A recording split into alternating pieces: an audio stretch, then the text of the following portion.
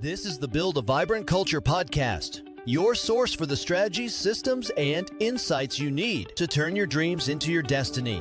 Every week, we dive into dynamic conversations as our host, Nicole Greer, interviews leadership and business experts. They're here to shed light on practical solutions to the challenges of personal and professional development. Now, here's your host, a professional speaker, coach, and consultant, Nicole Greer. Welcome, everybody, to the Build a Vibrant Culture podcast. My name is Nicole Greer, and they call me the Vibrant Coach, and I have an amazing woman on the show today. Let me tell you all about Melissa Smith.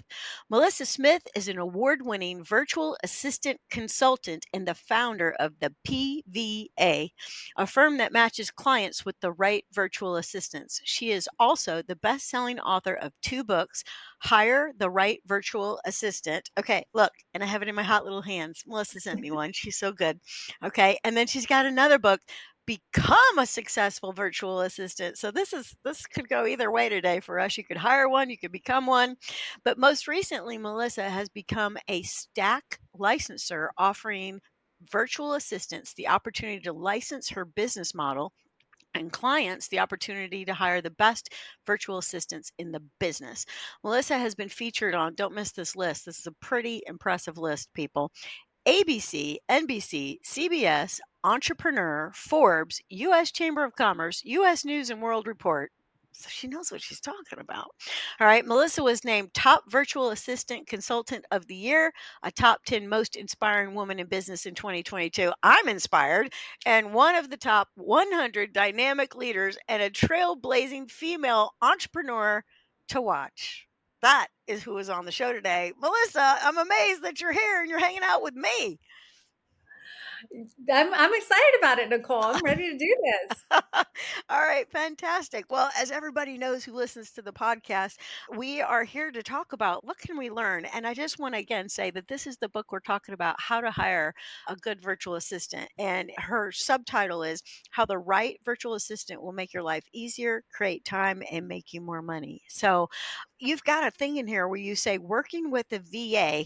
That's how we're going to say it from now on, people. VA, virtual assistant. Working with a VA doesn't have to be intimidating. So a lot of people are like, I'd like to do that, but like, how do I manage this person? What do I do with this person? What can they do for me? Can you kind of debunk and tell us what it's all about? Yeah, there's this idea that you have to be such a great delegator. And so that's one of the first hesitations. Someone's like, I'm just not good at delegating. I know I need help, but I don't know where I would start. And so the idea that it has to be hard or that you have to become something else other than you are is just false. And I tell my clients, if you can share your vision, if you can share the expectations, if you can just go through some things with the VA, then they'll take it from there. I'm not a good manager. I hate managing. It's so exhausting for me. But I work with a lot of great leaders and they identify as leaders. They know how to get a vision across. They know how to put a strategy together. They know what they want to see at the end. They may not know how it's going to get there, but they're unconcerned about that as long as the expectations are met along the way for how are we going to meet this goal that fits my work and my brand. And that's where the right VA comes in, because the right VA knows how to do those things. And immediately you'll know if it's the wrong VA because they won't know how to do those things. Right. So what we're looking for is some talent that matches the needs that need to be done. Is that right? It is. And for clients who've never worked with a VA before, and it's quite high, it's very shocking to me always. I've been in the administrative industry field now for 30 years. I went to secretary school. I graduated Oh my gosh, in secretary 1995. school. Yeah, 1995. And Wow. so my mom was also an assistant. So this is just commonplace for me, but it's not commonplace for everybody. And there's a great number of clients who've never had an assistant before in person and who've never had a VA before. And so for you, if you're that person, if you're like, oh, that's me, I wouldn't even know where to start, then there's a key word that we use in the industry and we call it seasoned. You want a seasoned VA who knows how to work with a client who's never had an assistant before. And that right there will make sure that you don't just get a VA, you get the right VA for you. Right. So when you think about why do people need a VA, what are some of the things that a VA does for you? Can you kind of give us a day in the life of what a VA might do? I know it probably depends on who they work for, but what are some things that they could, I imagine, take off the plate of all the things I have to do? Yes. So clients will ask me this all the time. What can I hire a VA to do? And I Right. like to throw that question back to them because the list is endless. I could list you 20 things and you would say, well, that's nice, but it's not really valuable to me. So I like to put the power in my client's hand. And I like to say, if you could wave a magic wand and this person can do something in your business to give you back just 1 hour in the day, just one, what would that be? Hmm. And then they start thinking, oh, if I didn't have to do this, that would make my life so much easier. Or I might ask them, or I do ask them in the consultation, what have you wanted to implement in your business but haven't? Mm. And one of the most common things a client says is a newsletter, a very consistent newsletter. They would tell you, I have a list, I have content, I have all these things that someone could repurpose. I just don't have time to send it out. If someone could just do that, my life would be so much better. And from there, we start building because it's very common for a client to think, oh, I have to hire this person for 20 hours or 40 hours a week. I don't even know if I have that much work. Hmm. Well, the reality is you probably don't. The average client hires a VA 5 to 10 hours a week. You can retain a VA for as little as 10 hours a month. Mm. This is really about getting you to the place where you aren't bumping up against something that halts your energy. So, productivity is something we talk about all the time. But what most people don't understand or realize is that your productivity levels are directly tied to your energy levels. And Ooh. when you don't have the energy to do something, no matter how simple it is, no matter how easy it is, no matter how many times you've had to do it in your business before, you will halt your productivity. And I've experienced in my life, I don't know what happens when you get productivity issues or you start procrastinating, but for me, my house has never been cleaner when I'm trying to procrastinate on something I don't want to do. I'll find a reason to do anything plus. Yeah, yeah, and I totally agree with that. And I think too, it's like if you could think about you're talking about energy, that like, oh, I've got to do that. It drains my energy. So to me, it's I don't want to pay the bills. Mhm. I don't want to do that. I don't want to send out these emails. Well, I just landed for me, Melissa. I don't know if this is true, but even if I was an executive in a company and the company wouldn't pay for me to have an assistant, I could still hire an assistant for 10 hours a week that could maybe take some things off of my plate that would help me be more proficient. Because, there's work you can do that earns you the most money per hour, and the work that you can do that does not earn you any penny. It's just that you have to do it to make sure the process flows, right?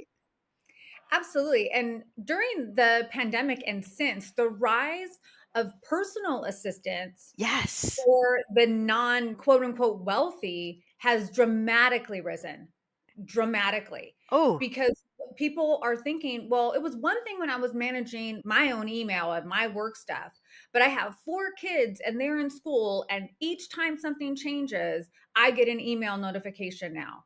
And I also have to go online and sign them up. And then I have to make plans for spring break and summer. yeah, And then summer camp. Ah, so, a lot of times it's that what can I have this person do not inside my business, but for my life? Like, how can they manage our family calendar, our homeschool, our tutoring, the nanny, the sports, whatever that looks like? And again, it used to be for the ultra wealthy or high net worth clients, but that's not the case anymore. And I like to think about it this way, back in the day, not everyone had a cell phone. Only like the super busy and super rich had a cell phone. It was however many dollars a minute and, right. big and key and all that.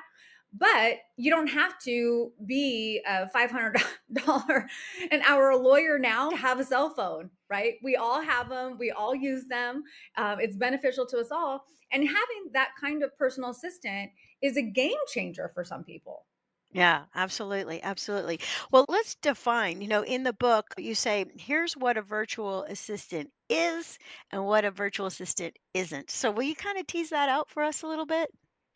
Sure. So, first and foremost, a virtual assistant whether human or AI, has the ability to anticipate your Mm, needs.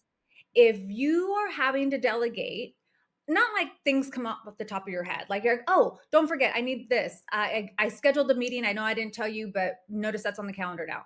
I'm not talking about that, but I'm talking about someone who's going to see your calendar and know you need an agenda. You booked your own travel. Okay, well, I'm going to follow up and see, do we need a car? Do we need hotel? Who's meeting us for dinner? Whatever that looks like, I'm going to look ahead. You're not going to start then telling me. In fact, I had my own client book his own travel, and I popped in the next morning and I saw that he had booked it for a month. And I thought, that doesn't seem right. But being the kind of assistant I am, I said, it looks like you're having quite a bit of travel. Should I make any special accommodations? Should I make any change our standing meetings? What does this mean? Because he's under lots of stress, lots of pressure. I didn't want to point out a mistake that he made. right. And he said, oh my gosh, did I do that wrong? And I said, yes, here are the dates that you booked. I actually put them in the first message. And he's like, I'm going to change it right now. But even just going in and just not taking things for what they are, but digging in, Yeah. so that is first and foremost. Now, those duties will run the gamut. So whether it's executive, which means client facing, general, which basically means isn't client facing, marketing, online courses, podcasts, emails, technical, launches, all the things. The two things that I don't recommend and I don't match for are sales and customer service. And it often shocks clients. The sales, not so much, but the customer service, yes. But VAs don't want to be on the phone. They do not like it.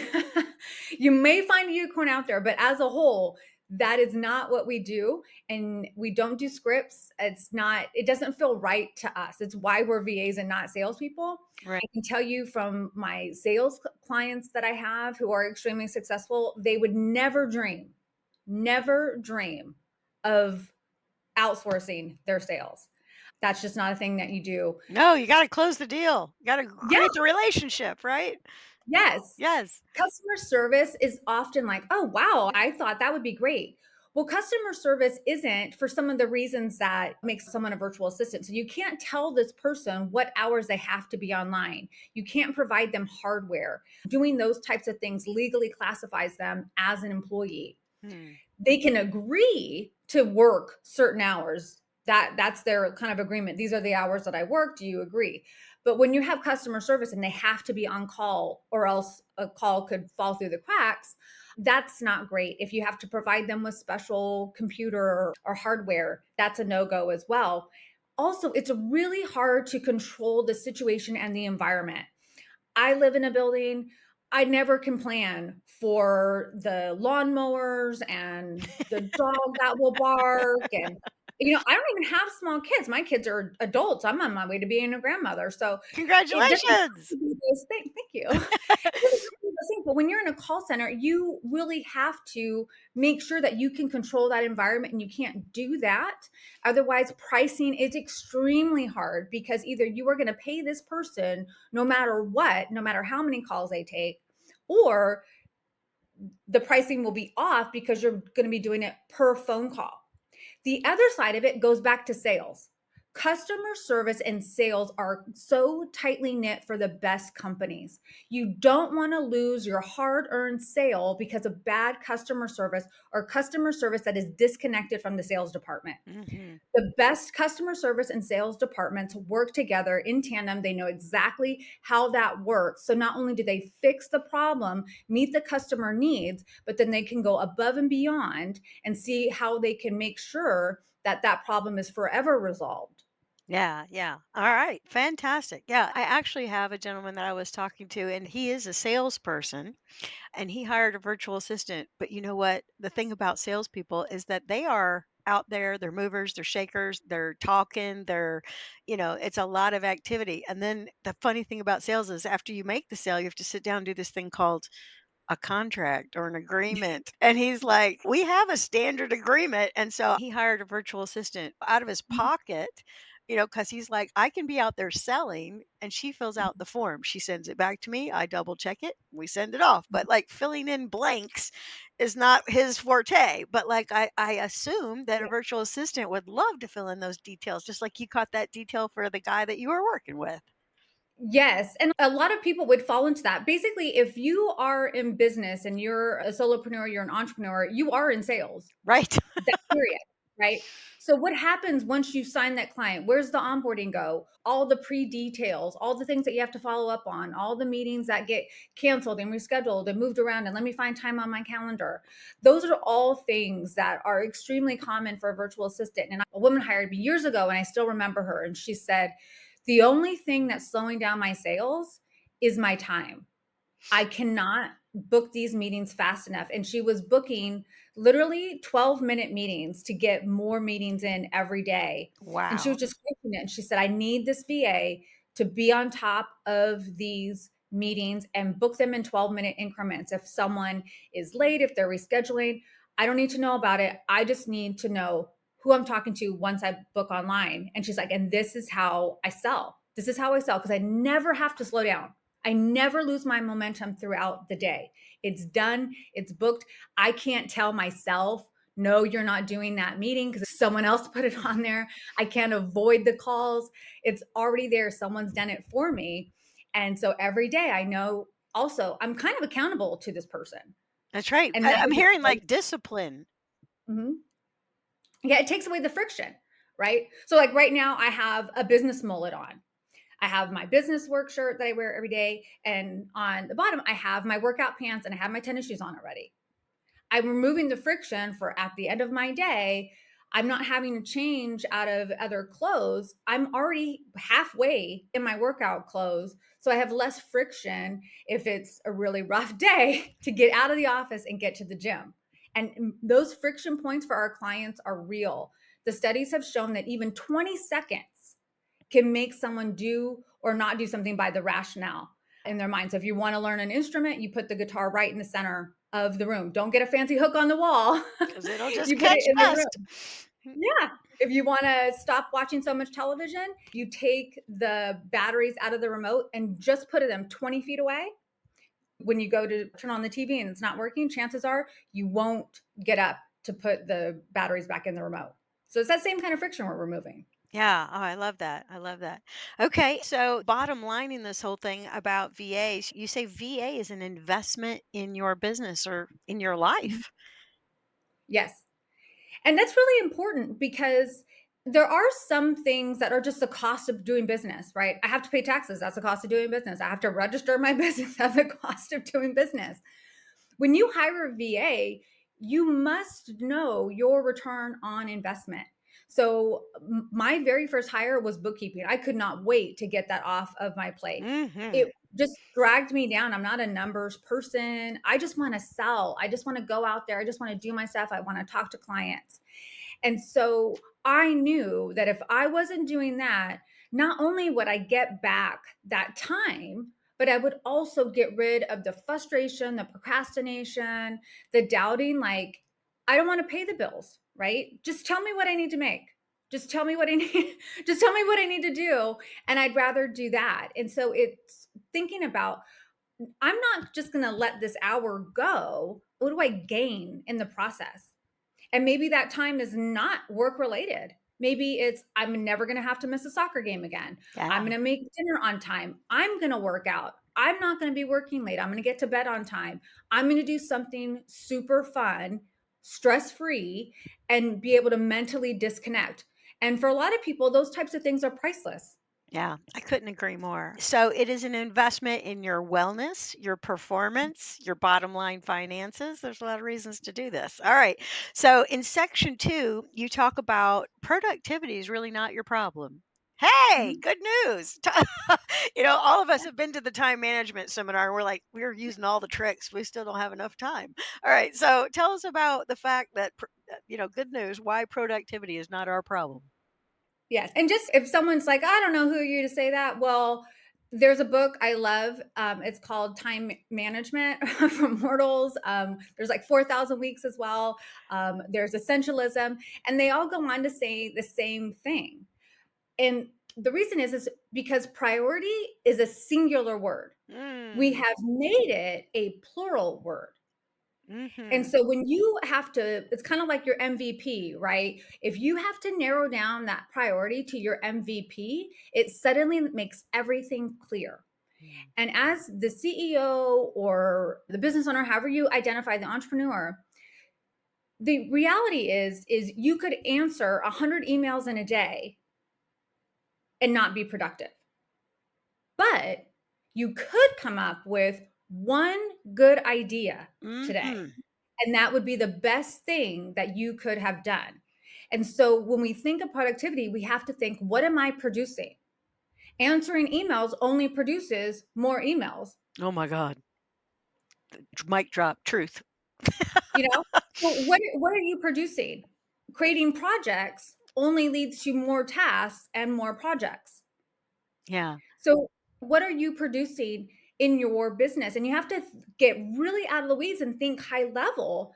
And that's really where you want to be, because once you come up with that idea, once you come up with that plan, or maybe once you have hired the person that has come up with that plan for you, all you have to do is oversee it. And even then, you could hire someone to start overseeing it. And the more and more you get out, the more you are less likely to bottleneck your business. And so then you can think about things like, what's productivity? What is future proofing your business? If you want to be productive as a CEO, the best thing you can do is to future proof your business. And sometimes that just means you have to sit and think and do nothing. And that is Mm. absolutely productive. It's why business leaders will go on these retreats. It's why they'll join these masterminds. It's why they will hire really expensive coaches, just to have the space to sit and think. Because as an entrepreneur, as a business owner, as a CEO, that is your highest value work.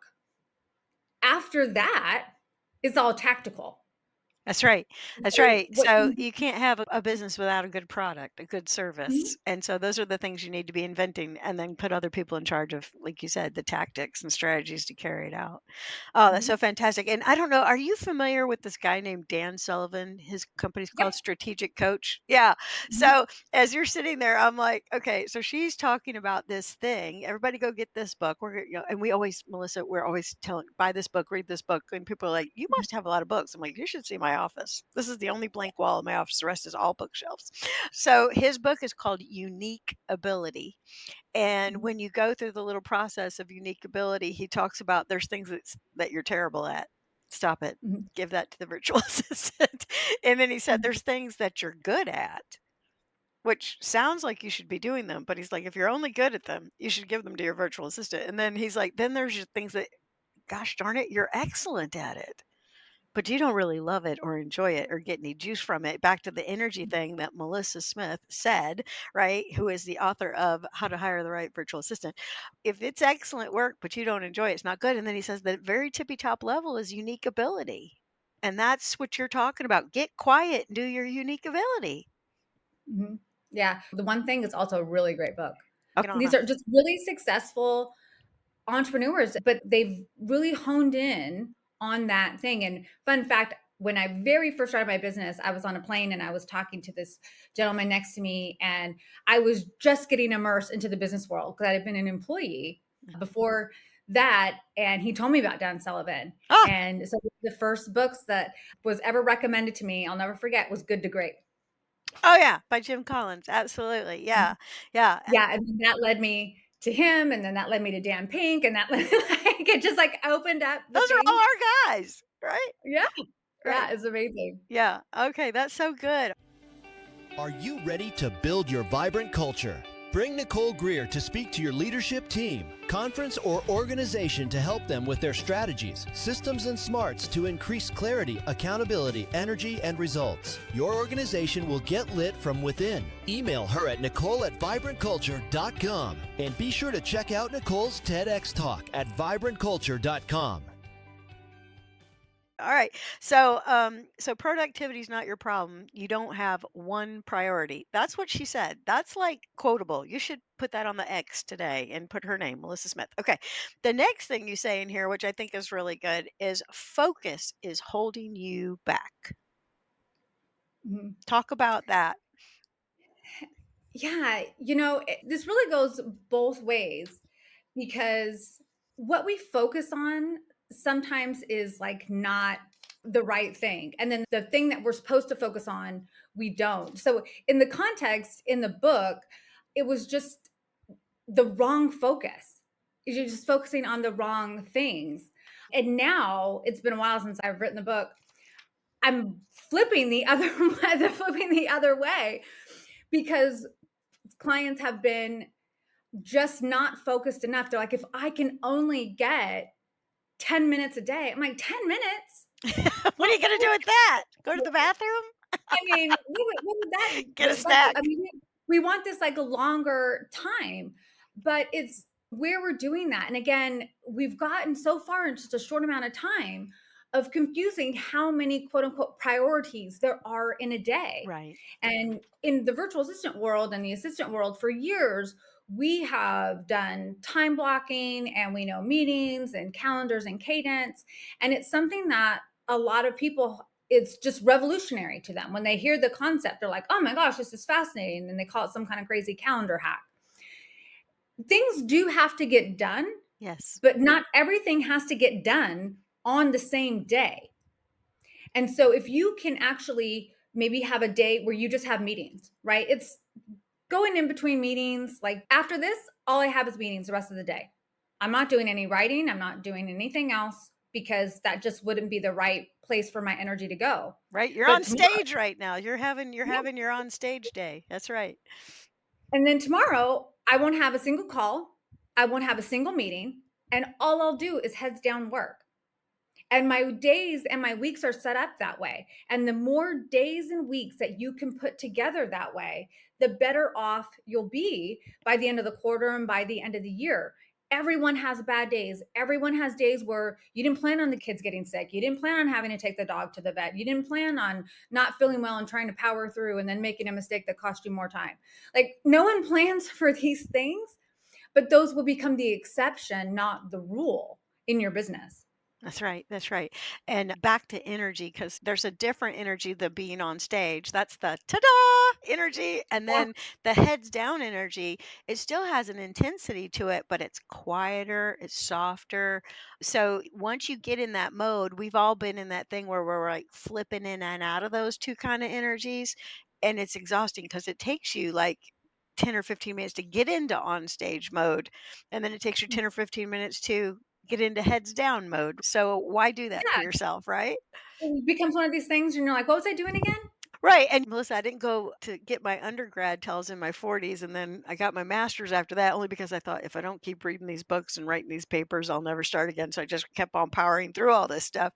But like my children lived in the house when I was getting my undergrad, and they'd come in and ask me some question. And I'd be like, oh, it's in the pantry on the third shelf.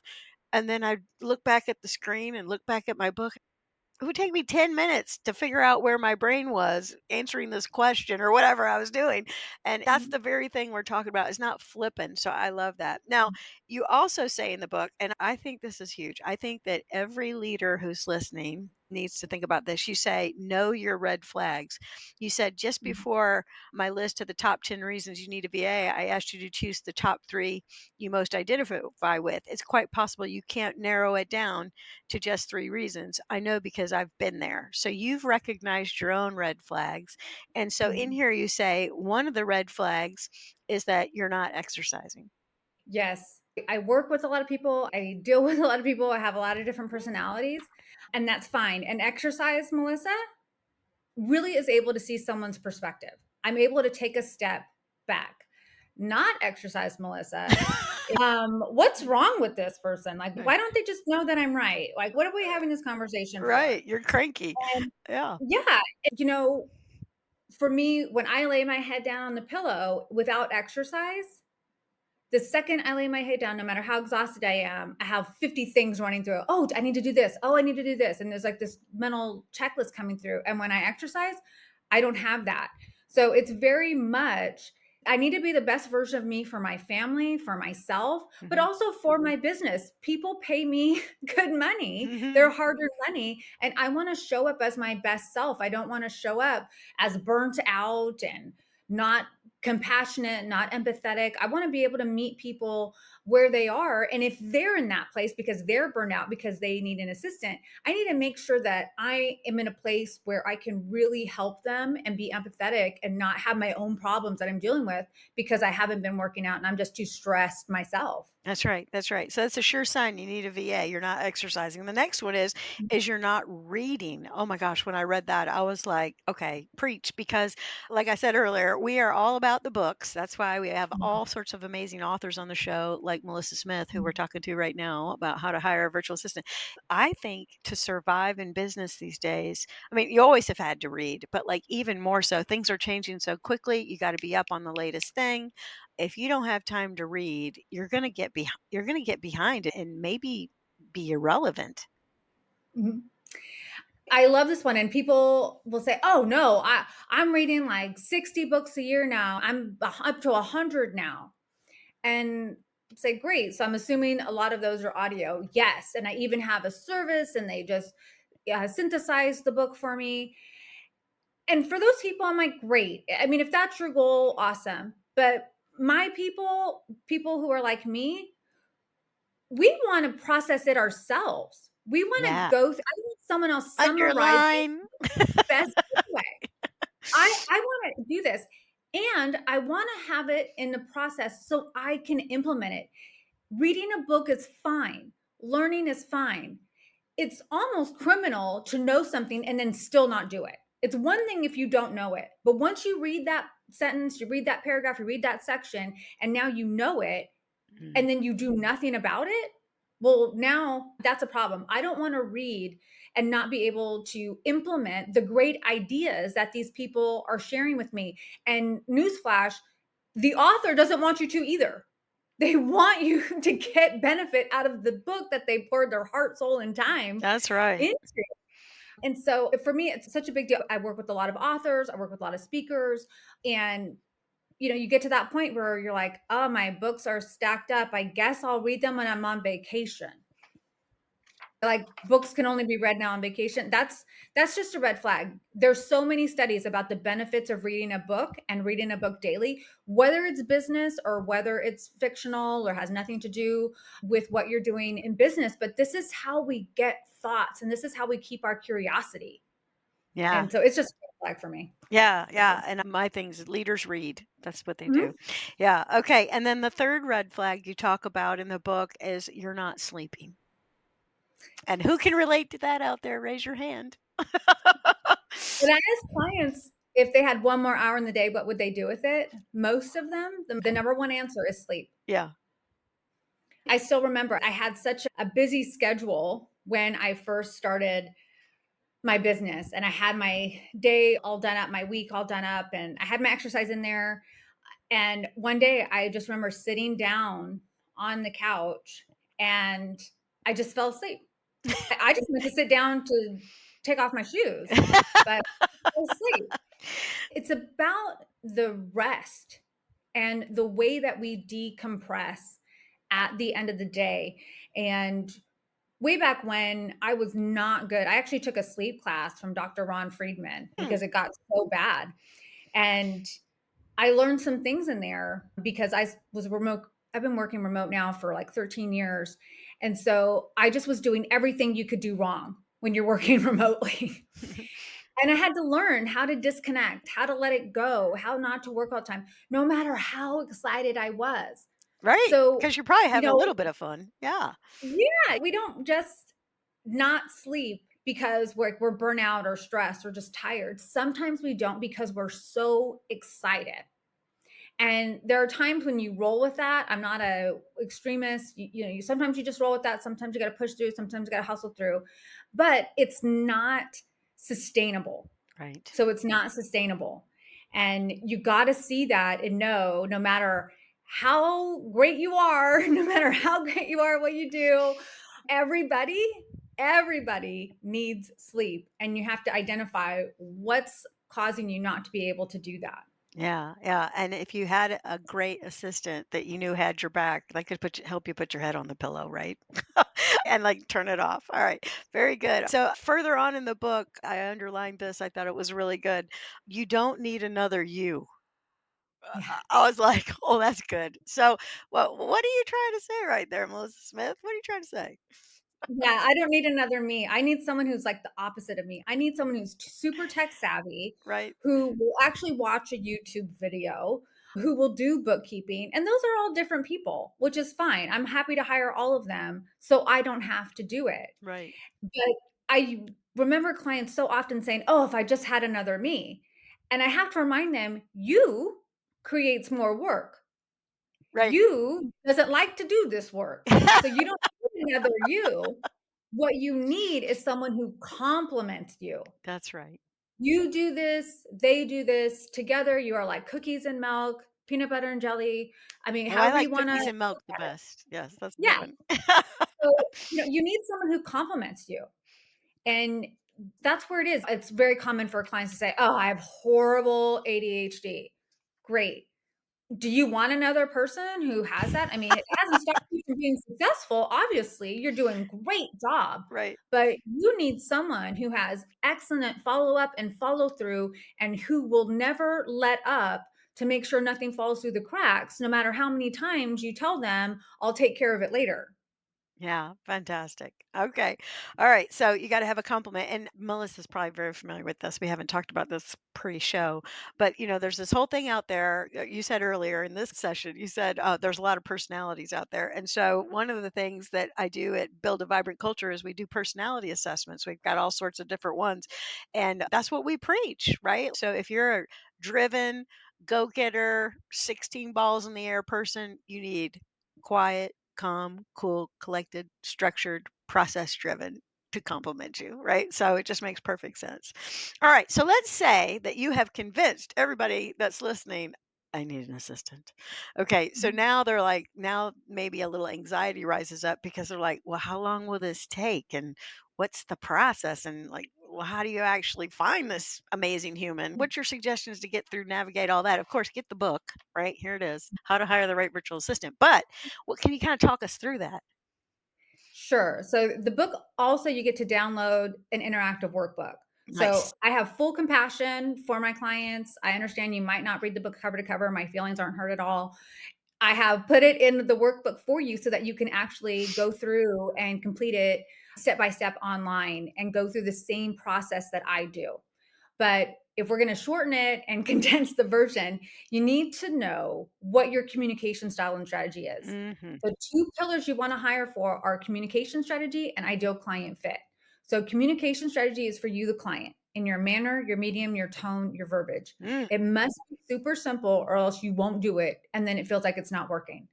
This is not the time for someone to come in and say, "Well, I need you to log into this system." And you're like, "Ugh, okay, I right. guess I Another will." password, please. Yeah, you won't. Like, you just won't. That's okay. It's the tail wagging the dog. You're paying this person, you should be able to communicate how you like. And if that's not how they do it, then it's not the right VA. It could be a good VA, but it's not the right VA. Okay. And then the ideal client fit is for the VA. You should be their ideal. They should think like, "Oh my gosh, I can't believe I get to work with Nicole. This is amazing. She's my ideal client. This is exactly who I created my business to serve." And based on those two pillars is how I have a 98% successful match rate. And many of my clients have been working with their VAs between 4 and 9 years. So an Wow. extreme high retention rate. VAs don't want to lose their clients. They, like I said at the beginning, they don't like sales. They want long-term clients and they'll do what it takes to make sure that they're meeting their needs and beyond for years. And so if you start there, you got that down. I'll walk you through in the workbook how to create and write a job description that will attract the right VA. And some of you might say, "Oh, I've written job descriptions my whole life." These are different. These are different. We're going to remove words like need and must. We know that's a thing, but we don't want just anyone applying because in these job descriptions, we want to attract the right person to apply and deter the wrong person. If your VA job description is attracting 100 plus people, it's actually wrong. It is a waste of your time. You should be eliminating people right off the bat Hmm. and get a solid core group because remember, you're going to have to look through all these emails and resumes and DMs. And then once you get that set up, go to where you are and be really specific. The same way you would ask someone for a referral, ask someone for a referral of a virtual assistant who does these things for you as a type of person. So, like for me, it would be I need a bookkeeper who loves numbers and who will make my life easier and won't ask me questions that I probably don't know the answer to and won't speak to me in like QuickBooks jargon and tell me all this stuff. And they'll just figure out a way where I don't have to send them anything. They'll just already have it from me. And then magically I'll get my stuff done. Do you know that person? Right. That's how specific we get. Yeah, that's so fantastic. That's so fantastic. So when you said you write a job description, and don't miss, she said she's got the free downloadable workbook that goes with the book. So go get that. But then where do you place the job ad? Is this like something we put on Indeed? Do we post it on LinkedIn? Where do we do it? Where do we find these people? Not indeed. Not indeed. Okay. I love LinkedIn. Okay. It really depends on where you are and when you spend your time. A lot of my clients are on LinkedIn, so that's where they go.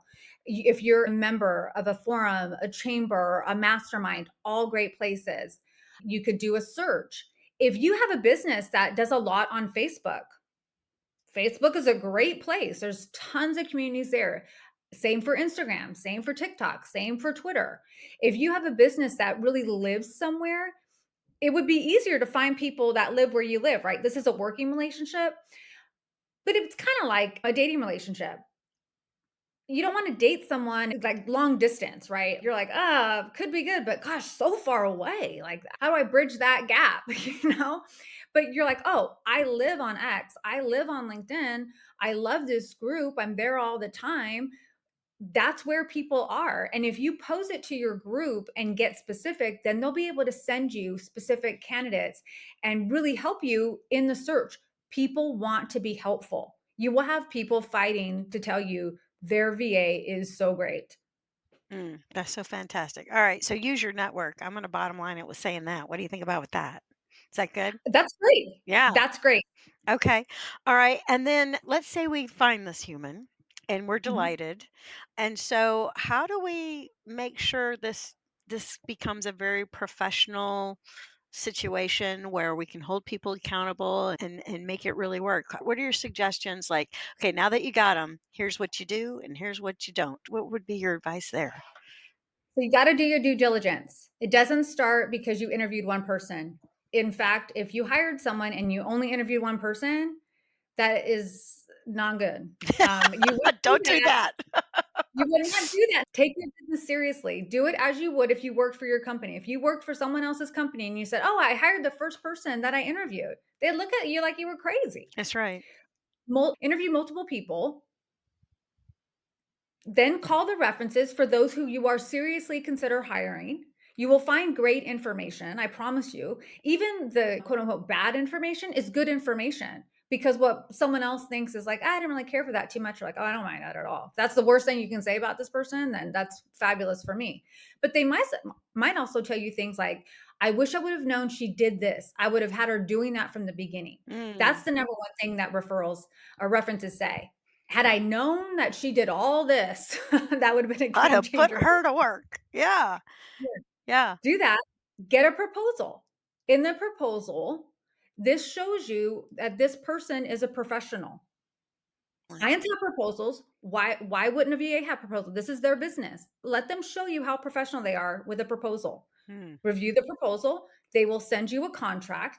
It does have NDA and IP clauses in there as a standard practice. You can ask them to sign an additional NDA for your business. That's fine. There can only be one contract. So I do have clients that are in very regulated industries. And so they would say, we have our own contract. That's fine.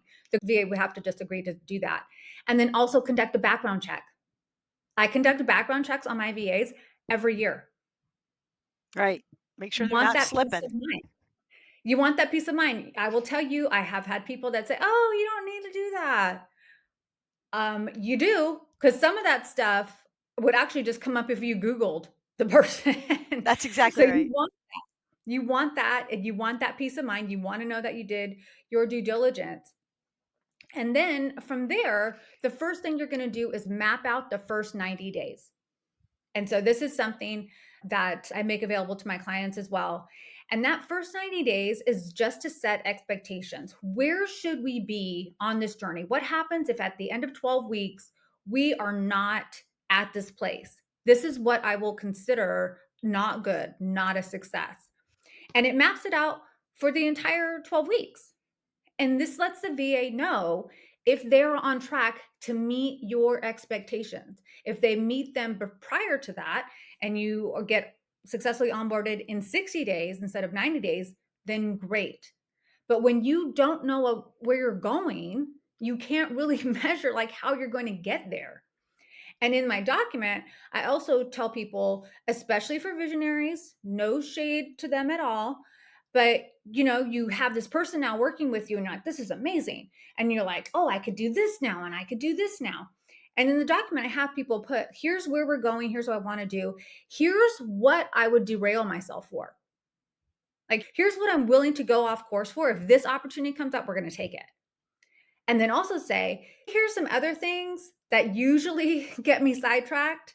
I need your help getting me back on board if I get sidetracked on these things. I That's still right. want to get Shiny here. things. Yes. Yeah. And so that is so powerful because what I love the saying, the unmet expectations are the root of all disappointments. If you can agree on the expectations and both parties can say, I can make that happen, then there you go. Yeah, that's so fantastic. All right, everybody. We have been talking with the amazing Melissa Smith, two-time author, How to Become a Successful Virtual Assistant. You might want to pick that up if you're like, I think I could do this thing, right? And then if you want one, you need to get her book called Hire the Right Virtual Assistant. And what we've been talking about is you might do this for yourself personally. You might do it for yourself if you're an entrepreneur. You might do this for yourself if your company won't give you an assistant, but you know you could do more productive work and you'd make more money. You could do it like that, like my salesman. So, Melissa, I've just thoroughly enjoyed having you on the show. Tell me, how do we find you?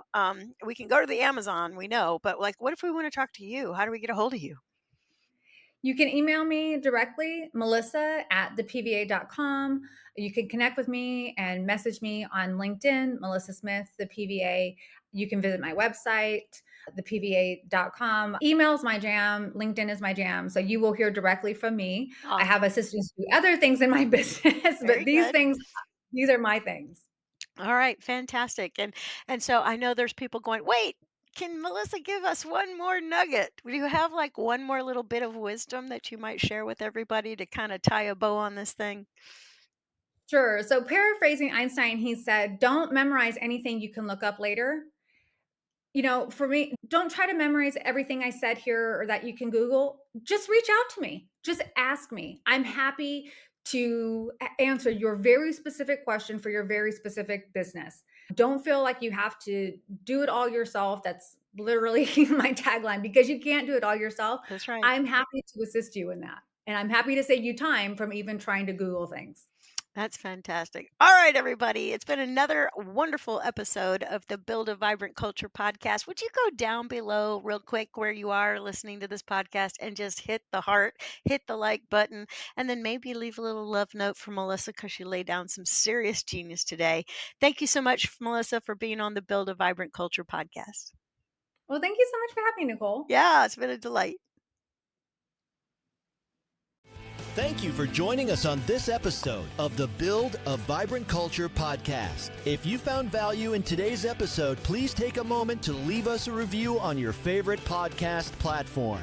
Your feedback helps us improve and reach more like-minded listeners. Remember, the journey to building a vibrant culture never stops. Stay inspired, keep nurturing your vibrant culture, and we can't wait to reconnect with you on the next exciting episode of Build a Vibrant Culture podcast.